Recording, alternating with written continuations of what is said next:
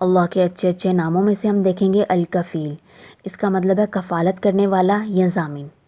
اس نام کو سمجھنے کے لیے ہم دیکھیں کہ جو خاص طور پر مختلف امور کی ذمہ داری ہوتی ہے نا، وہ اس میں آ جاتی ہے۔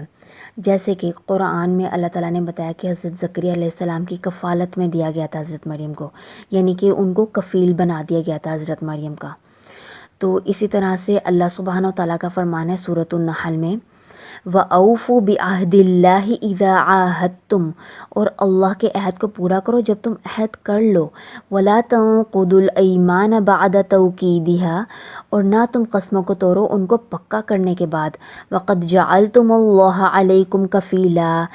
البتہ تحقیق تم نے اللہ کو بنا لیا کفیل اپنے اوپر، ان اللہ یعلم ما تفعلون، بے شک اللہ جانتا ہے جو کچھ بھی تم کرتے ہو۔ یعنی اللہ سبحانہ و تعالیٰ جو ہے نا، وہ اس پوری کائنات کے اوپر، اس پوری کائنات میں جتنی بھی ساری مخلوقات کے اوپر اللہ تعالیٰ نگران ہے، پھر سب کی رزق کے ساتھ کفالت کیے ہوئے ہیں، ان کو رزق پہنچاتا بھی ہے، ان کی زندگی کی ساری مصلحتوں کو بھی فوکس کرتا ہے۔ یعنی ہم دیکھیں کہ اللہ تعالیٰ نے رزق بھی پیدا کیے اور رزق کھانے والے بھی پیدا کیے، اسی طرح سے حاجات کو بھی پیدا کیا اور محتاج بھی پیدا کیے۔ تو یہ اللہ تعالیٰ کی کفالت کرنے کی دلیل ہے۔ اللہ تعالیٰ نے قرآن میں بتایا سورۃ ہود میں کہ زمین پر کوئی بھی کریچر ایسی نہیں ہے، کوئی بھی مخلوقات ایسی نہیں ہے جس کا ذمہ اللہ تعالیٰ نے نہ لیا ہو۔ اللہ تعالیٰ نے اس کے رزق کا ذمہ بھی لیا ہے، اس کے سونپے جانے کی جگہ بھی، اور پھر جہاں پر وہ رہتا ہے، جہاں وہ قرار پاتا ہے، یعنی دنیا میں رہنے کی جگہ بھی، اور آخرت میں اس کا کیا انجام ہوگا، ہر چیز کا اللہ تعالیٰ کو پتہ ہے، سب کی ذمہ داری اللہ تعالیٰ نے لی ہوئی ہے۔ پھر جب ہم انسانوں کی بات کریں تو انسانوں میں چاہے مومن ہے یا کافر ہے، سب کے بارے میں اللہ تعالیٰ کو پتہ ہے، سب کی کفالت اللہ تعالیٰ کیے ہوئے ہے، ان کی زندگی کے سارے معاملات کو فوکس کر کے، ان کو رزق پہنچا کر، ان کی زندگی کی باقی جو معاملات ہیں ان میں ان کی موت تک کے سارے معاملات کو فوکس کیے ہوئے۔ یعنی اللہ تعالیٰ نے ایک انسان ہے نا، اس کی ساری زندگی کے بارے میں لکھ دیا ہے، سب کی ذمہ داری لے لی کہ یہ اس ٹائم پر یہاں سے پیدا ہوگا، اس زندگی میں یہ سفر طے کرے گا، یہ حالات و واقعات سے گزرے گا، اور اس ٹائم پر مر جائے گا۔ یعنی کہ موت میں کوئی ڈیلے نہیں ہوگا، کوئی جلدی نہیں آئے گی، جو اللہ تعالیٰ نے فکس کیا ہوا ہے تب تک اس کی زندگی کے سارے معاملات جو اللہ تعالیٰ نے ڈیسائیڈ کیے ہیں وہ سب فلفل کرے گا، اس کے بعد اس کو موت دے دے گا۔ اسی طرح ہم دیکھیں کہ نبی صلی اللہ علیہ وآلہ وسلم کی حدیث ہے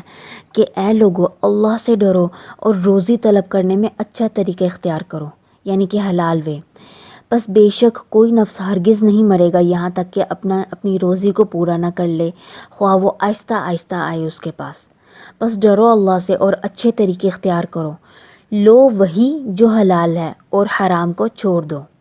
یعنی ہم دیکھیں کہ اللہ تعالیٰ نے تو اپنی بتا دیا کہ وہ کس طرح ہماری کفالت کیے ہوئے ہے، اب ہماری بھی تو کوئی ذمہ داری ہے نا، تو اس کے بارے میں نبی صلی اللہ علیہ وآلہ وسلم نے بتایا کہ ہم نے وہی ویز اڈاپٹ کرنے ہیں جو اللہ تعالیٰ کی خوشنودی حاصل کرنے کے ہوں۔